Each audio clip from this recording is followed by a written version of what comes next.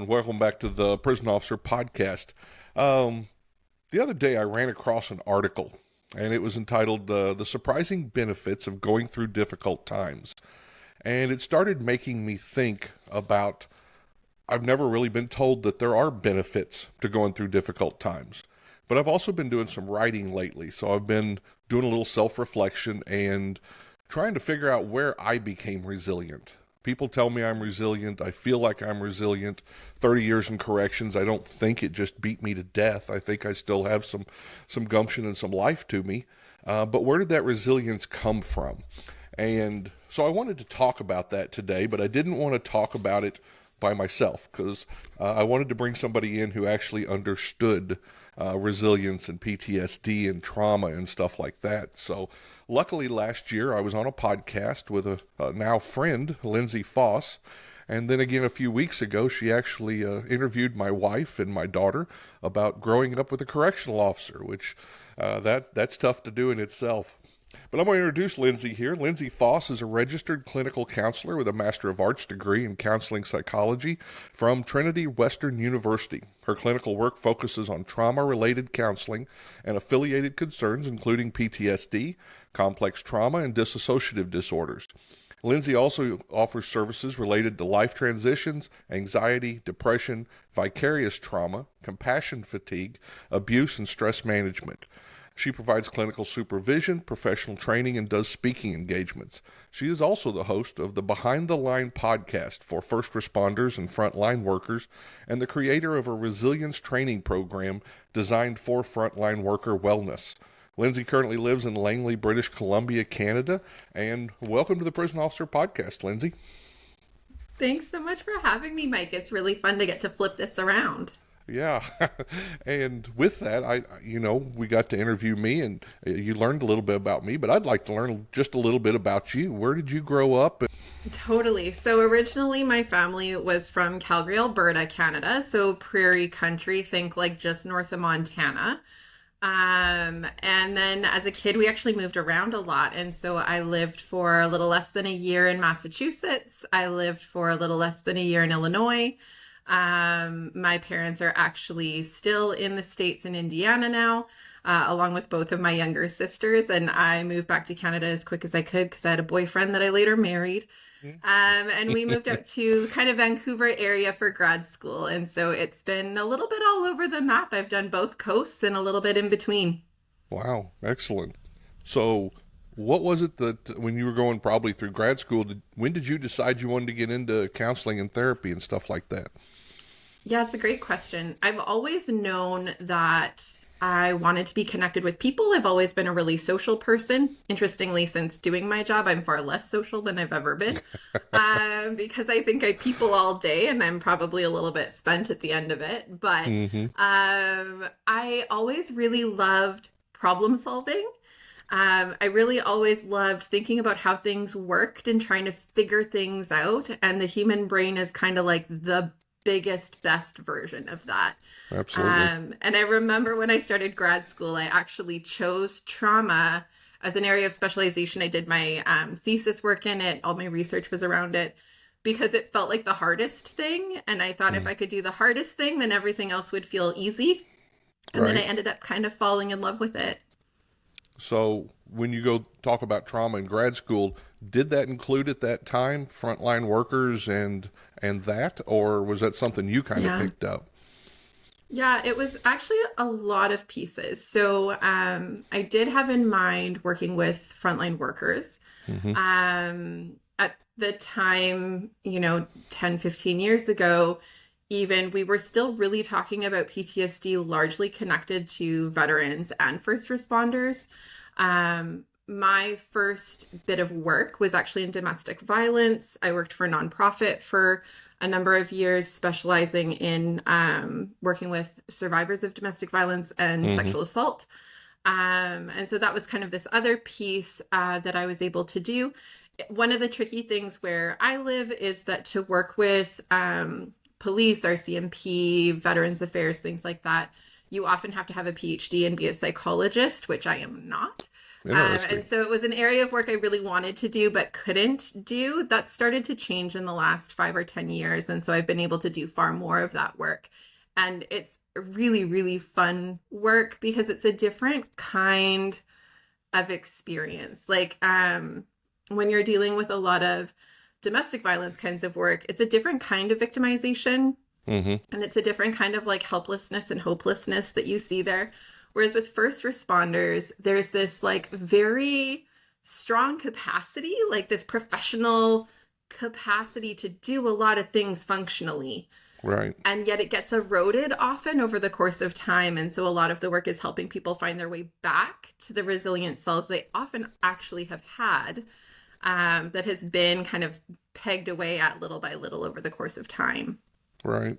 When you were interviewing Kathy and Jacqueline, you made mention of the fact that in your work you see some of the frontline and first responders, they may have had trauma or difficulty or rough growing up, whatever, when they were younger and built a resilience then that kind of carried them into the work. Can you talk a little bit about that? Yeah. So one of the really interesting facets of working with first responders and frontline workers is that there's something that gets most of us into the work to begin with, right? There's something that drives us. And often it is that like, I want to help, I want to make a difference, I want to make the world a better place. And all that's lovely, but it kind of isn't enough to keep us in work that is really, really difficult. Okay. And I would say corrections officers are like top of the list for this. I have yet to meet a corrections officer. If this exists, you're a unicorn. I have yet to meet a corrections officer that doesn't have a history of childhood trauma. And I actually think there's a really good reason that you would actually kind of need that. Because I think that anyone who was raised in a really like good, solid, loving, caring upbringing would walk into a jail and run out crying within 5 minutes. Like, I don't think you could actually be fully prepared for what it is to be in that environment. Whereas for people who grew up where there was some degree of having to be on guard a lot of the time, there was some degree of learning to have protective kinds of walls up and that guard all the time, you're prepared walking in the door. You're used to being armored up 24/7. You've got that skill set. It's innate. It was built in from little. Right. And so there's a different like, this is normal. This is okay for me. I've been built for this, right? That doesn't come the same way when you haven't been trained to have some of those skills from really young. Right. Now I remember when I started that, the violence, the cussing, the all that goes on with it, that didn't surprise me. That was stuff I had seen. That was stuff I was okay with. I guess the one thing that really took me a little bit was trust. And I think I was more of a trusting person when I was younger. And then you walk into this environment where you can't hardly trust anything except for that person standing next to you that's another correctional officer. And that was when I first noticed that, I wasn't ready for that. Everybody was lying to you, Totally. So I think that I look back in history and even in military and in corrections and stuff, and there's a lot of sayings that we live by and go with. And it says, tough times make tough people. That which does not kill us makes us stronger. You might even see some correctional officer T-shirts running around with that on it. So that's kind of a belief with us, that we go through that, you walk through the valley of death in order to get to the other side. And is that something you see when you talk to us, is that we have that belief? And does that help us when it comes time for dealing with the trauma we see? Or does it hurt us? Such a good question. So I think the challenge is the answer is a little bit of both. Okay. And I think this is like the really key piece, right? Like, more than anything, it's not about whether it can help or hurt. I think it's that when we have awareness of it, we can help decide which version of that it's going to be. When we are just stumbling around through our lives, hoping to goodness it works out okay, we really risk that it won't work out okay because we're not guiding and directing the okay. I a little bit talk about it like Superman, right? Superman's got all kinds of different awesome capacities. But he still gets hurt when kryptonite's around. If we don't know our kryptonite, then we have a really hard time working within our area of strength and limiting, putting a cap on how much our kryptonite hurts us. And so we kind of need to know what that is so that we can work next to it and near it without it getting in the way. Right. So the thing about, experiences that have been hard for people is that it can lead us into being more resilient versions of ourselves. It can teach us really important things. It can refine aspects of us. It can be part of what brings out the very best in us. Likewise, it can also be the thing that really, really undoes us. And it's really tricky because if we're not interacting with it consciously, then we really limit how much power we have over shaping which version of that it's going to be. Interesting. So one of the things she mentions in this article is post-traumatic growth. And that wasn't a term I've ever heard about. We always hear about post-traumatic stress, and that's a bad thing. Is there post-traumatic growth? And tell us what that is. Yeah, 100%. So post-traumatic growth is actually a really new piece of research that's happening more and more. And you're right that probably you wouldn't have heard about it necessarily. It's something even within, for those of us working in post-traumatic stress, it's been kind of familiar for the last 10 years or so, but it hasn't gotten nearly as much attention. And to what extent is that totally typical, right? As a culture, we tend to focus on illness more than we focus on wellness. So shocker that that's where the attention goes. Post-traumatic growth is absolutely a real thing. There are lots of ways that we could probably look back on your life, my life, different experiences that were really hard and hurtful at the time. But if you track it out and think about who you are now, I would probably not be some of the coolest, best parts of me if it hadn't have been for this thing that happened back here. And while I would never willingly choose to relive that thing, because I would never have chosen it for myself to begin with, I can stand back and be grateful that it allowed these amazing things about me to emerge. Absolutely. Right? Yeah. And that's where post-traumatic growth lives. Okay. So when we come across those, and I know we can't control everything in our lives, even though correctional officers really try. But when we come across those times where, there's a trauma event, you've ran into that suicide or that inmate's injured themselves or killed somebody. I mean, we've seen all of it, or even staff suicide. Are there things that we can think about or do during that time to encourage the growth? I read in that article, it said both things happen at the same time. That it's the sadness, the grief, the anger, and the anxiety are going on, but that growth goes along beside it. So it's not one or the other, right? What can we do to make that maybe a little better for us, or to understand that we are growing? Does that make sense? Yeah, absolutely. Yeah. And it's a great question. I think one of the best kind of illustrations I've ever heard about post-traumatic growth is it's kind of like if you imagine a seed that's been planted in the ground, right?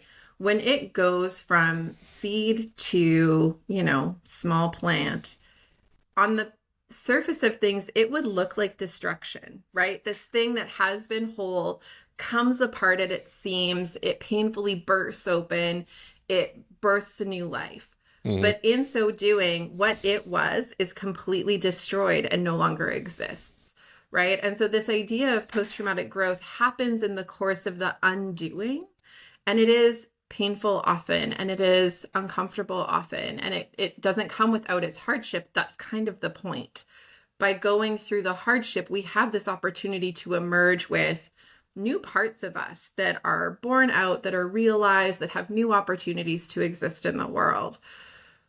A big part of it is how we choose to focus our attention in those times. So if we really anchor to an identity that feels connected to victimhood in times where we've experienced something that's been really, truly awful, and we really tell and lean into a story that says, this has harmed me and I will never be okay ever again because of this thing. That will be the story. Not because it has to be the story, but because whatever story we tell ourselves is a story that's going to become real for us. Right. So there is a bit of like a mindset piece in this. When we can own the hard of it, but also tell a story that says, I trust the process. I trust that there is more to this for me than just the pain and the discomfort and the awful. We have more opportunity to look for and see those places where new life is happening for us. Otherwise, we'll miss it. Right. Does that make sense? It does. And I'm a big believer in you will become what you feed your brain. If you, that's why I rarely watch the news. Totally. I will go get on YouTube and watch something, some leadership deal for 30 minutes before I'll sit down and watch the news. And so it's kind of like with that, if you feed your brain that this is going to take me down, then you're going to get taken down by it. But if you feed your brain that this is a step, I learned from this, what did I learn? Now will I do it better next time? Maybe something like that. And I do think that's the way I've looked at life as I've went through corrections. I think a lot of that stuff, when you look not just in corrections, but police and military, a lot of the greatest leaders were the people who had to overcome something. And that's why they became good leaders for others. Totally. Yeah. Wow. Yeah. So PTSD, that's a big, it's a big topic, I know. But in corrections, and maybe you can explain this to me a little bit, PTSD for some people is a traumatic event, one. But in corrections, we have like daily minor traumatic events over and over and over and over again. And that's called cumulative. Is that right? Yep. Okay. Yep. Can you talk a little bit about the difference between those and how we tend to have that cumulative? Yes. Okay. So this is going to bring me to all of my like resisting the urge to rant politically about things, but you're allowed to rant on here. Not politically in normal people world politics, but within academia, within psychology, there are some like contentious political issues, and one of them is this idea of PTSD. So the DSM, which is our like Bible for diagnostics and how we make sense of different psychology diagnostic labels, is created by people in a room. And they get together and they sit down and they decide, yep, if you have these criteria and you tick 5 of the 7 boxes, then you meet the criteria for the thing. Unfortunately, PTSD has been one of the ones that's actually gone back a number of times over the last number of editions of the DSM. And there's quite a lot of argument within that room about how we label that one. And that's relevant because on paper, PTSD is this one diagnostic category, and you have to kind of tick the right boxes in order to get that label. And in a lot of ways, it is designed better for people who have single incident kinds of trauma. Okay. To tick those boxes and get that label. The reality, though, is that for a lot of people, that's not their experience. And that's not just for first responders and frontline workers, although genuinely that's the case for most of you guys, that it would rarely be a single event that is the thing that makes that all happen. And so one of the arguments for a really long time in academic circles has been to think about PTSD less like a either you have it or you don't diagnosis, and more like on a spectrum.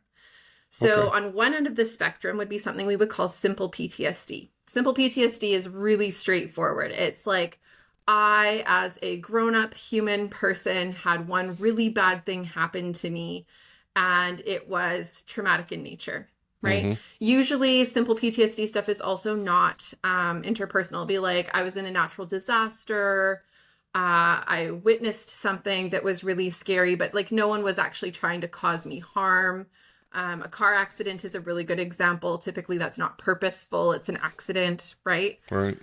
So the criteria for something like simple PTSD would be that it's a single incident. It's a one-time thing. It's non-interpersonal in nature. So it's just like a bad thing that happened.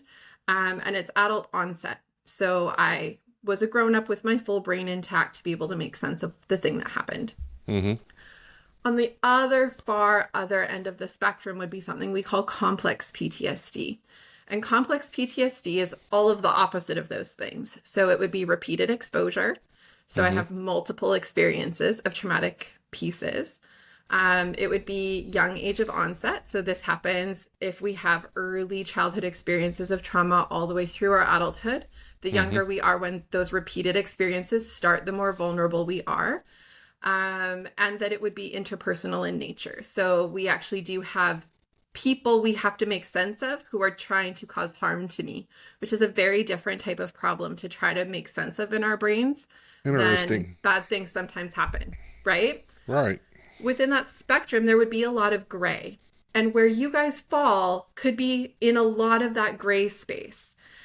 When we move from simple PTSD, we move from things that are pretty easy and straightforward to try to recover from into things that become much more nuanced to try to recover from.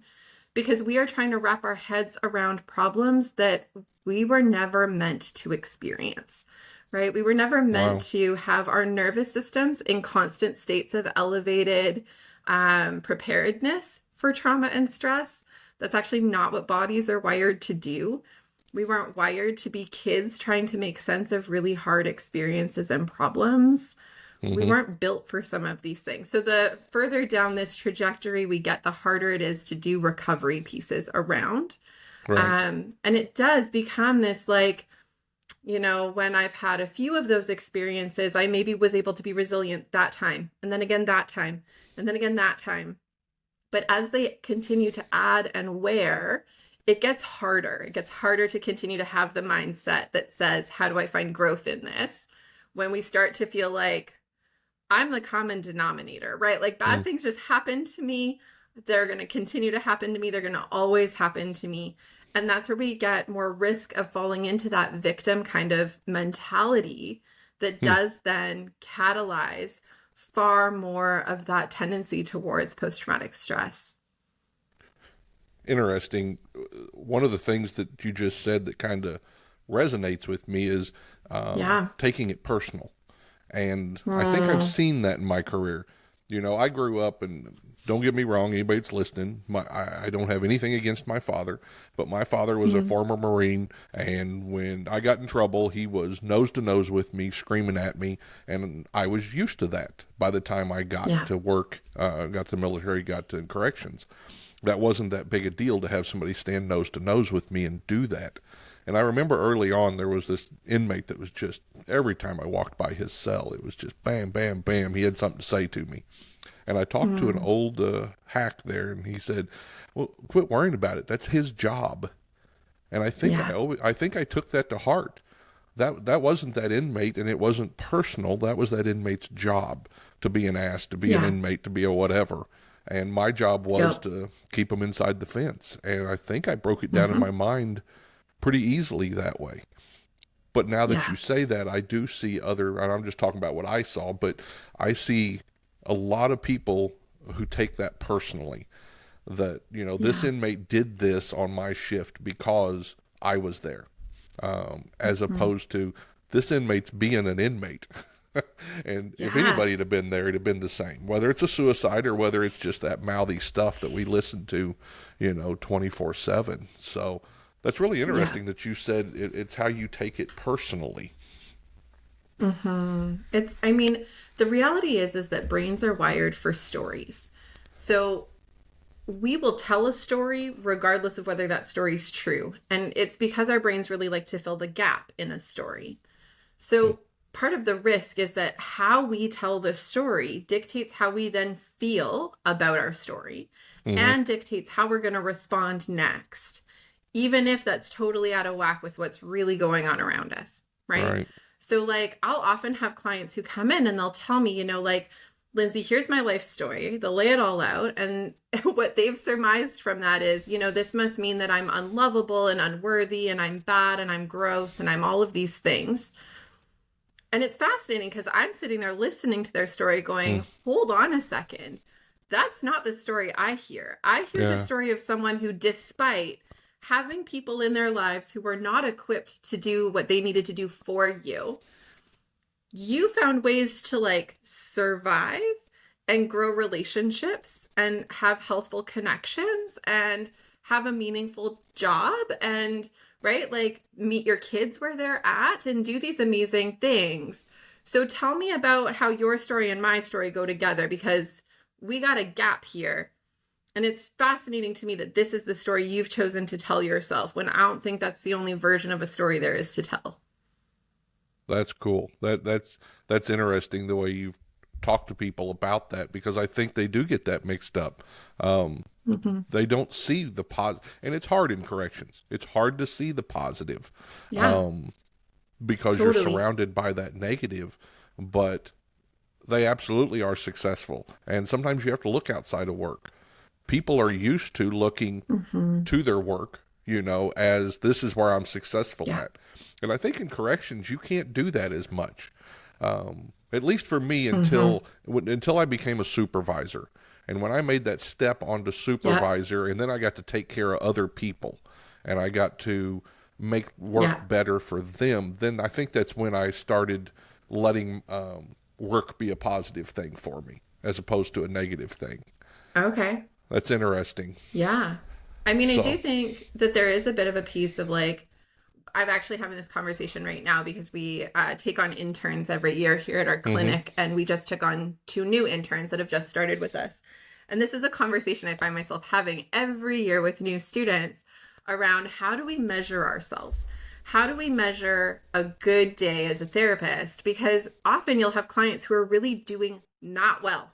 And so if you're measuring yourself, your professional performance by your client's okayness, right, you ain't going to feel okay a lot of the time, right? Like it's not a helpful measure. You could have had an amazing session where you did all the best right things, and your client could still be depressed and maybe suicidal. Right. And we can't rescue that. Like, we have you for 1 hour once a week, maybe. What can we do in that time frame, right? So like, we're often having these conversations about how do we create a different measuring system for what success means and what success looks like. Because if we're dictating it off of them, we're never going to feel okay. Right. Right. And I imagine that in that line of work, it would be very similar. Like, it's not going to get dictated by how inmates are feeling. That's not a thing.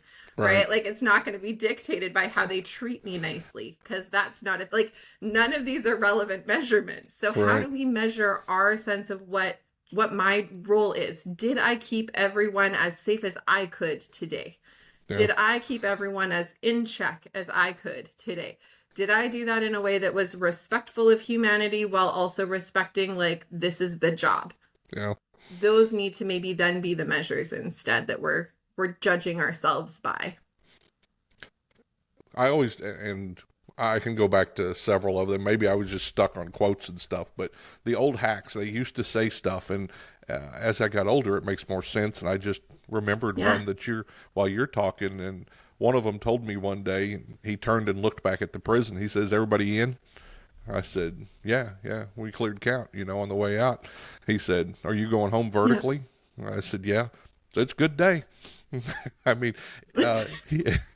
he broke it down that simple. And a lot of those old hacks that lasted through those years broke that stuff down that simple. They didn't get off into the weeds. Yeah. We did what we could do. We did it the best we could do.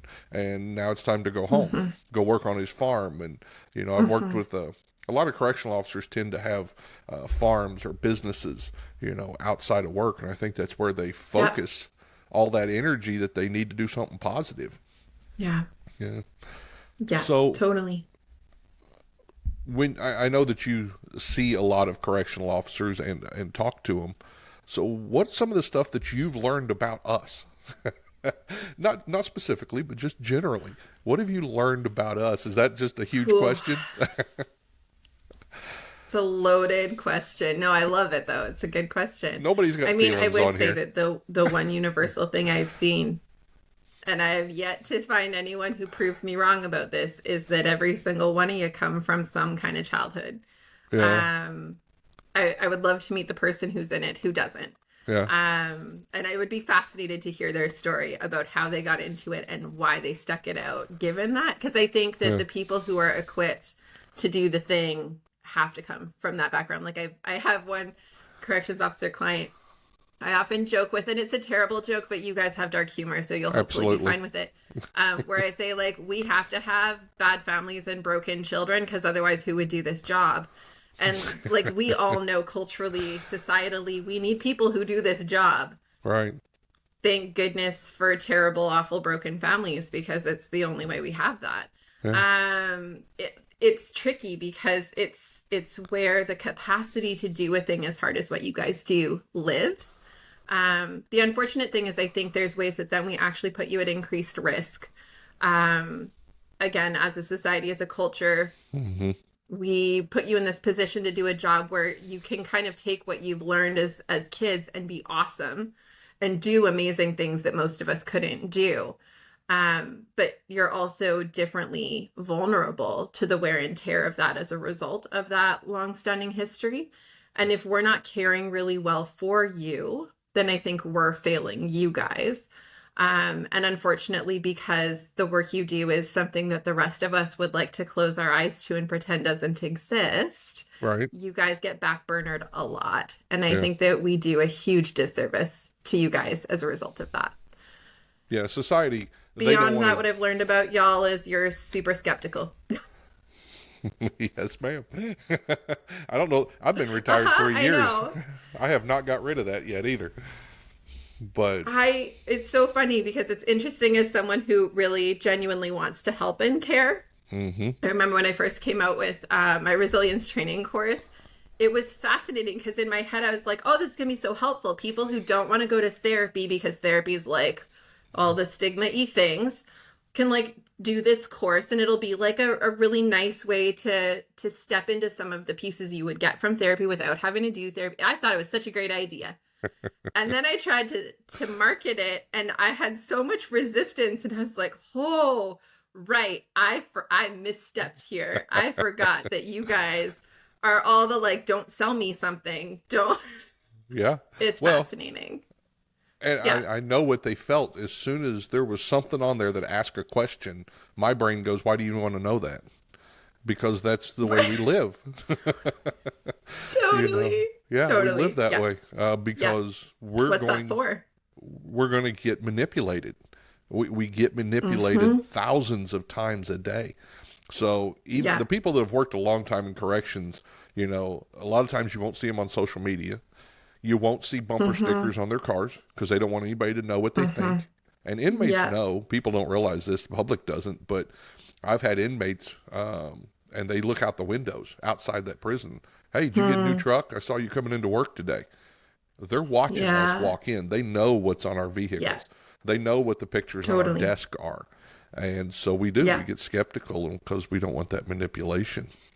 So let me ask you about this because I see this a lot at work. And we talked a little bit about taking it personally, and we talked a little bit about manipulation. Yeah. And those inmates are so good at directing stuff towards you and finding out what that little weak spot is. That's the manipulation. You know, if they see that you're a family person, they'll threaten your family.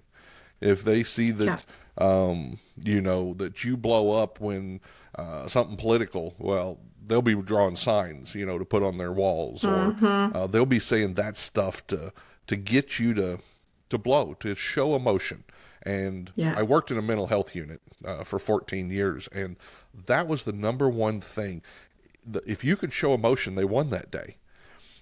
Yeah. You got any tips on how, when we walk through there, we can minimize that effect, minimize people getting to us?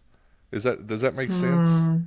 You got any tips on that? It really does. I mean, okay, so the thing about emotional reactivity is it happens in parts of your brain that are real survival instinct-y kinds of bits and pieces, right? So they get activated really quickly. The best way to try to contain them is to really work on strengthening your executive functioning. Now, executive functioning is the stuff that lives right up here at the very front of your brain. It's the stuff that makes us different than other primates. So language, decision making, problem solving, things like sequencing, the order that we do things in, stuff like that. So often when I am training people to do things like move themselves out of panic attacks or reduce anxiety, regulate their emotions. I actually do this with my kids all the time. I've got one kid in particular who's like an emotional roller coaster. Same premise, right? We're trying to get this part of our brain on because when we get that on, it shushes some of the parts of our brain that get emotionally reactive. And so anything that focuses on information tasks. So this is the one I do with my 6-year-old daughter. You can do versions of this for grown-ups. So I will look at her and I will say, I bet you can't find me 3 things in this room that are purple. And she will be looking, she'll scan, and she'll like, that's purple, and that's purple, and that's purple. And I'll say, bet you can't find me 3 words that start with the letter R, which then I have to remind her that R makes a R sound because we're 6 and that's still hard. But I've done versions of this with adults where I've said, tell me 3 countries that start with the letter C. Tell me what 13 times 4 is. Tell me the name of 2 oceans. Tell me like just random informational pieces that connect to language and numbers are all things that this part of your brain really likes. And when you make the front part of your brain work harder, it actually has to take resources away from the parts of your brain that are doing the emotional activation. So it shushes them by actually taking resourcing away from those parts of your brain by putting more pressure on a part of your brain that doesn't need that. So that's an in the moment tool. Right. On the flip side, when you go home, you need to leave space for some of those things so that you still have like humanity. Yeah. Yeah. And I know I've talked to several officers over the years, and a lot of times we live a little ways from the prison, and sometimes we like that because we get that drive and we can think. Yeah. I've done both. I've lived close and I've lived, an hour away. Yeah. And you need that decompression time. You need that time to reset your brain, I guess is kind of what you're doing. Yeah. Ready to walk in and hear daddy, and be able to smile because you haven't been, and drop some of that manipulation that's been you've been expecting. So how's totally. I know you said that you have that we're very skeptical. How do you get around that with us? What is it that and I'm thinking more of the families here, is there because there's a lot of families that listen to this. I get emails from the wives and stuff. What can we do as a family of a correctional officer to remember? I know one of them is, and my wife and I talked about this. Don't run straight up to daddy. And we talked about this, Oh, yeah. One of those was sometimes so I could get my uniform off and leave it in the garage before they touched me, which is a strange thing for a kid to understand. Totally. Yeah. But it also gives you that that moment, or that, what is it? You're kind of easing back into it. Do you have any tips there for the family on the things they can do to help? I mean, I think it's a little bit both sides, right? So there's things that the family can be doing. There's also things I think that you guys need to be doing to make that transition easier for them too. And it's always this like catch-22. And honestly, I've had this conversation with so many people where corrections officers will say something like, it's really hard because my family doesn't get what I do. And then at the same time, when I'm like, well, if they did, what would that be like? And they're like, well, I wouldn't want them to. Right. Well, then you can't hold it against them. Right? Like, we can't have it both ways. We can't go like, oh man, I feel so alone and isolated because they don't get it. True. And then simultaneously say, but I wouldn't want them to get it. And we can feel that, but it's really hard to hold others accountable to that then, because we're the ones putting them in this no-win situation. Right. So what are the pieces that I would need them to understand? I might not need them to understand the like nitty gritty of what I did and saw and interacted with today. But I might need them to understand some of the broader challenges that I face, some of the broader themes of what it's like to be me and live a day in my shoes. And probably we need to be having more of those conversations, because how they can develop empathy and find ways to support us in that only lives by them being informed about it. Okay. Right? Yep.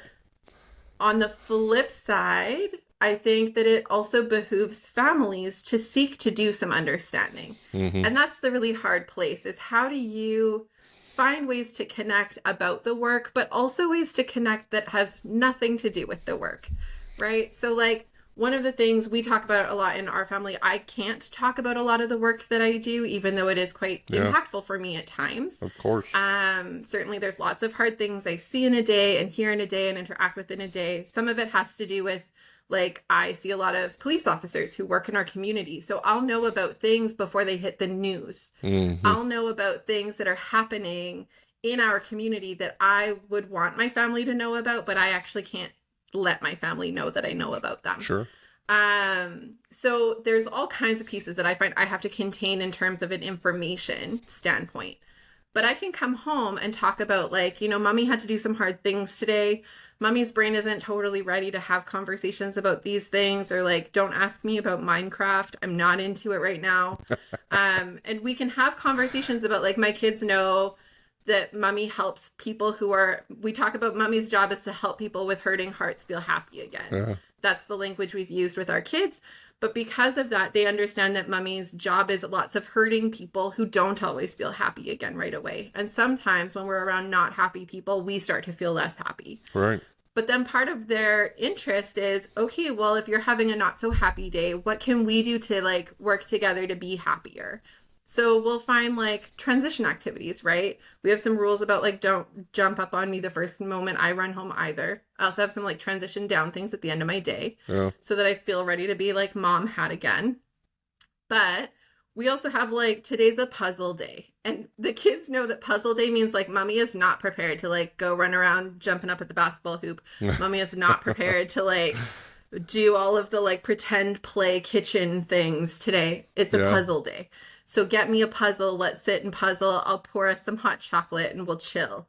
And that's a way that we can still have connection and, like, bridge back to joy and calm and, like, this time where we're connected without feeling like it's so, like, such a big leap from where we were to where we're being asked to be. That's, yeah. So, like, transition pieces for you, but transition pieces for them. Yeah. As you're saying that, I'm envisioning myself, because I would sit down with my boy and we would play video games. Now, I don't think your life should be taken over by video games, but that was an easy way for me to still interact and still be in my own brain while I was finishing up stuff. Yeah. You know, so that's interesting. You talk about games, puzzles, things you can do like that. Mm-hmm. Wow. Well, or, like, I mean, the hilarity is, like, if I'm coming home on an agitated day, my next version of that is, like, everyone grab the Nerf gun goggles and run. We're going to have an all-house Nerf gun fight, and I'm going to get out my frustration of this day, and we're all going to laugh and feel better for it. Oh, yeah. That's a great one. I don't think they had Nerf guns when my kids were little. I don't know. But, yeah, oh my gosh. That would be cool. They're just so very satisfying. Yeah. We find them in the weirdest places in our house. And for you correctional officers out there, that does not mean paintball with your young children. Right. But teenagers, though, that's teenagers would be solid. fine. Yeah, absolutely. No, anything you can do. Yeah, totally. Yeah, that's great. Mm-hmm. Well, thank you for coming on here and answering some of those questions. I knew it wasn't a subject that I wanted to talk about completely. I mean, I had some thoughts and some ideas about it, but I needed somebody to walk me through that. And I think a lot of people will get something out of what you had to say and maybe learn from that and be able to be more resilient at work, because it's that resiliency that gets us through. It absolutely is. Mm-hmm. What are you working on now, Lindsay? Will you do anything new? I know you're doing podcasts. I mean, there is always something. There's always something new. I mean, right now, our biggest focal point is our clinic is working on some big projects of our own. And we're actually looking to move in the next year or so. So right now, a lot of my time and energy is focused on some planning pieces for that. But on the side of all of the other things, the podcast is still a thing I am loving doing. It's such a fun way to get to direct some of the things that are happening in session and make that feel like it's more accessible to people broader than that. Yeah. The course continues to be a thing that I love and am working on. We actually adapted the resilience training program. Used to be a self-paced course entirely. We're now kind of shifting it and adding a version where people actually have access to like live Q&A calls, and the ability to have access to a community platform where they're able to connect with each other and with me to try to really get the learning out of the material and personalize it and make it really real in their lives. So that's been really fun and exciting too. Mm. And they can do that online, right? I mean, yeah. Okay, so you're in Canada, and if somebody's in the U.S. here, they can still go through that course. I didn't know. Yeah, we're actually in conversations with law enforcement bodies across the country right now to try to see if we can find ways to bridge that into their education and training for the U.S. Excellent. Yeah, if you haven't listened to the Behind the Line podcast, you should. Lindsay has a lot of great conversations with firefighters and police and correctional officers and their families and others. I didn't know until I was getting ready for this podcast. I looked up, it says our staff. You have a lot of staff there. There's a bunch of people working there. So lots of resources and lots of help if somebody needs to reach out. And totally. If they want to reach out, where can they reach you at?